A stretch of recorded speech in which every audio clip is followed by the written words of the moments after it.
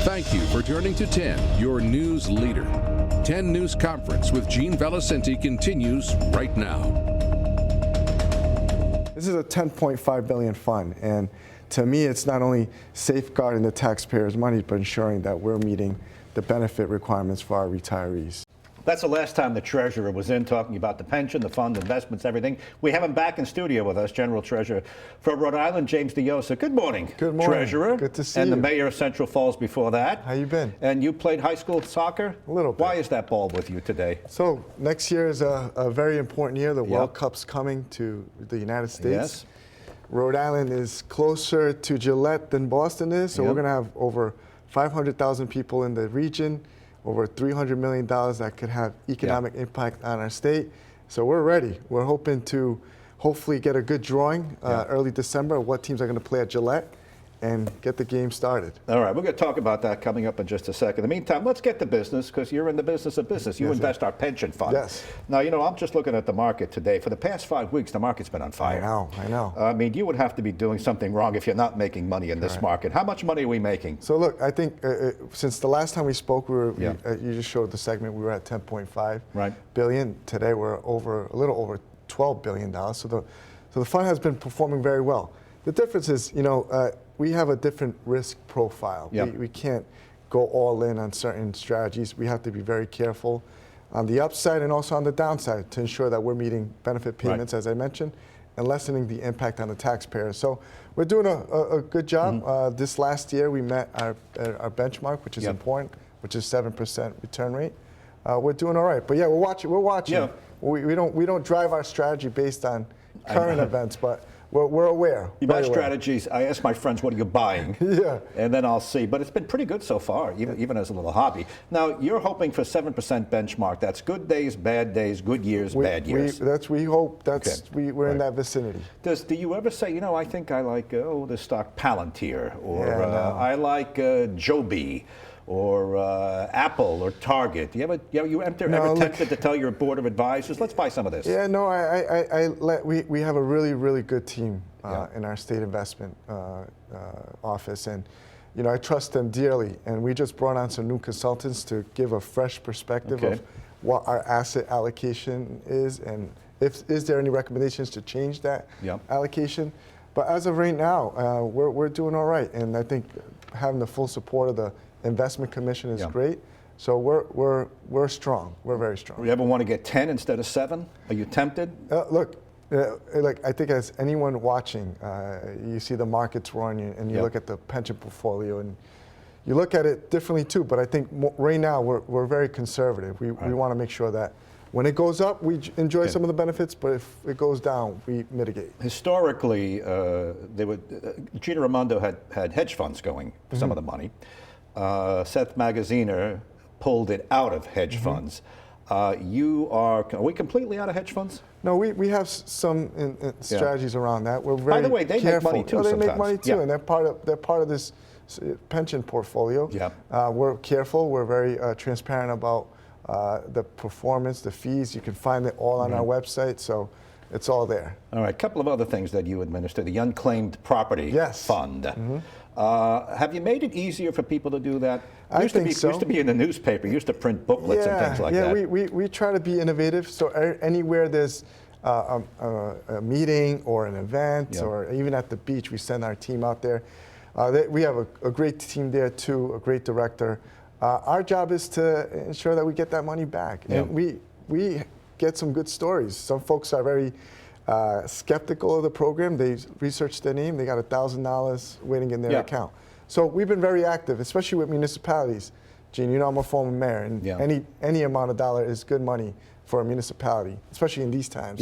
And so we make very attempted approaches to get that money back into City Hall, whether it's via letter, whether it's a personal visit, follow-up call, etc. Under Gina Raimondo, they put my name and they found money for me. Oh, yeah? That wasn't a lot, but it's some money I probably forgot about. Well, I'll go look when I get back. You know how to spell it. Spell it correctly. The Victims' Crime Compensation Fund.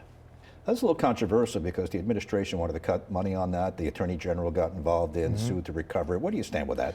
And before we go, tell us what that is. It's believe it or not, you know, the Treasury manages a fund that helps victims of crime, and so whether it's homicide, recovery, whether it's medical services, moving expenses, all that, security upgrades. We do all that. And so we have a very strong fund, and obviously we're very careful about what's happening with the federal government. Thanks to the AG for stepping in. But these are funds that, believe it or not, it's not out in the public as much, but it's been very useful for funeral costs, et cetera. Well, it's a person who's been a victim of crime. They run tight on money for funerals or anything else similar to that. The pattern has been go to the district court, find a friendly Democrat judge, and you'll overturn the president's ruling. Then he goes to the appeals court and tries to overturn you. Where do you stand with that? Look, we're at the first step, correct? Yeah. Look, at the end of the day, these are individuals that are going through very dark moments because of a crime, et cetera, whether it's them personally or someone in their family. We're always going to be very active in ensuring that this program continues, and we'll be advocating, as we have been, to ensure that it continues funding these programs for people that need it the most. On TV at night, you run that commercial. I see your young family. Yes. You have 2 children now. 2 children, 6 and 2. And I saw you saving for college? Oh, yeah. Those kids have more money than I do. So you are really taking your own advice? Of course. Now, were they born too late for the SEED program? Right? You wanted to do... I started their program as soon as my first newborn was born, Ariana, and since then I started the second one with the new second one. So they've been steadily seeing that account grow every year. All right, now just make it clear for us, because there's a couple of programs. Well, when the baby's born in Rhode Island, we would give them maybe a savings bond, or would give them some money in the savings account, and then there's seed money for the college accounts. Tell us about that. So right now we run a promotional program through College Bound that anyone who opens an account today will get $100 deposited into their account. And what's great about this program is, you save for the entire young life of the child. They turn 18. If they don't want to go to college, they can use it for a trade program. And with some of the rules that have been changed, you can now roll a certain percentage of that into a Roth IRA. So it's a very flexible program. And there's a lot of skepticism by some parents, especially with what you're hearing, that kids are not as interested in going to college anymore. And so parents are like, why am I going to lock this money in? But now there's flexibility in that. We have the baby bonds proposal that passed last year in the legislature. It's unfunded at the moment, but the idea with the baby bonds program is we focus on families that qualify for the Rhode Island Works program. These are families who are going through very tough times. Their economic status is very low. And we would deposit $3,000 once this becomes a reality, and save it and invest it for 18 years. When they turn 18 years, they can use it to buy a home, invest in a business, college, or a vehicle for mobility. So we're trying to really break down those silos of poverty. Timing is everything. This is a good week for you to come in. The market's going okay. We're making our numbers, and everything is going good. All right. And in money, you never know. Maybe next week would have been the wrong week. Timing is everything. Stay with us, Treasurer Diossa. I'm going to talk about this soccer action coming up. Rhode Island wants a big part of it, so you stay with us too. Treasurer Diossa is with us for another segment. They just checked. I have about $50 to $100 NBC owes me from years ago. It's a bonus for your good work. Can you just write me a check now and then do the paperwork later? We'll do that. We'll do that. Let's get to, we'll talk to you a little about Central Falls. You used to be the mayor there. And I know there's concern about high rents, but real estate is booming in Central Falls, correct? Look, there's a lot of activity happening in that Blackstone Valley. And so, the addition with the train station, I think people have seen how public mass transportation has help increase prices, but it's starting to get very high for some area like Central Falls. So it's concerning. Did you ever think a triple decker in Central Falls would go for $640,000, $750,000? No. But that's the boom that's happening. I think not only in Rhode Island but specifically Central Falls. No one thought. I never thought. But we're seeing. As I told you, Gene, we were seeing a lot of people from Boston coming down because they're getting priced out up there. That train has been pivotal. That new train station, you're seeing commuters from Boston coming down to live in Central Falls. It's cheaper to live in this area. And some of them can afford, you said $2,500 a month for rent. There's some areas where they're charging $2,500 for rent. Well, there are two sides to the coin. Rent is high for some people who've lived in Central Falls all their life, but on the other hand, people who bought triple deckers, families who bought them years ago, this is a wealth builder. This is a game changer for some families. Remember, when I took office as mayor, we had over 300 houses boarded up, right? Like, incredible. You know, when the global financial crisis happened, and the mortgage crisis and all that, Central Falls was impacted really bad. And we were pretty late at exiting that. And look how far Central Falls has come. No, it really is something. All right, let's talk about this soccer. You brought the ball. By the way, you played soccer for Central Falls? A little bit of soccer, What did you play? What did you varsity? Yeah, varsity. You played varsity? Yeah. Okay. Now, so you like the game. I love it.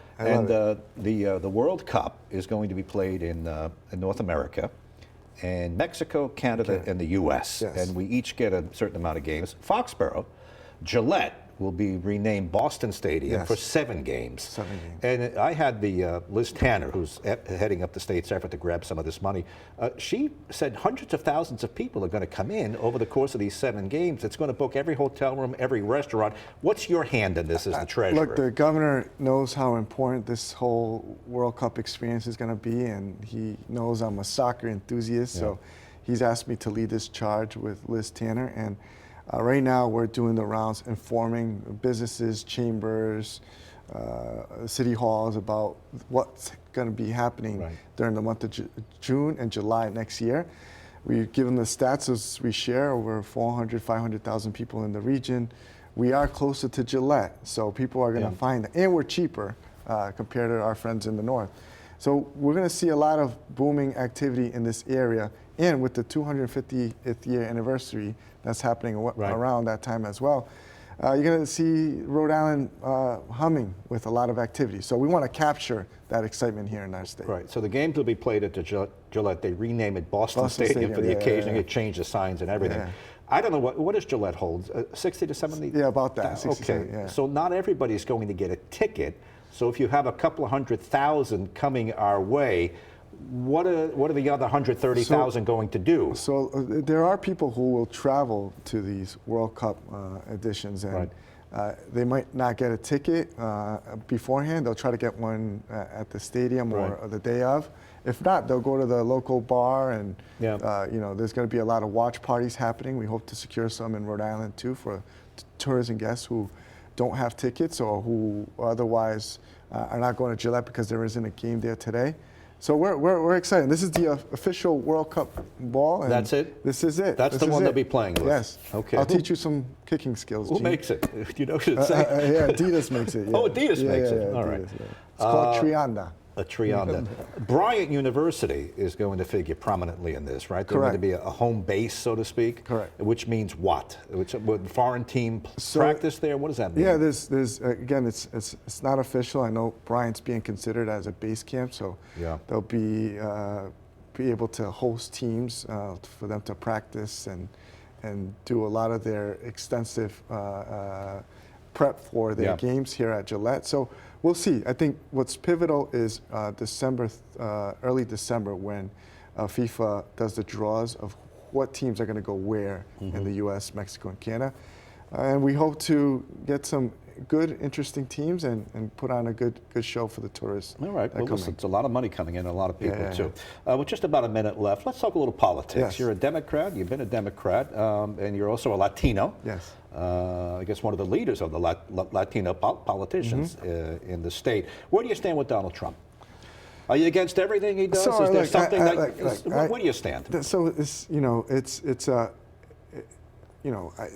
not everything is what he's done or said is bad. You know, this peace talk with Israel and the Gaza Strip. That's today. We're taping on Friday. So that you know, no one wants to see any type of war anywhere. Okay. And so him stepping in to be able to address that's important. I think.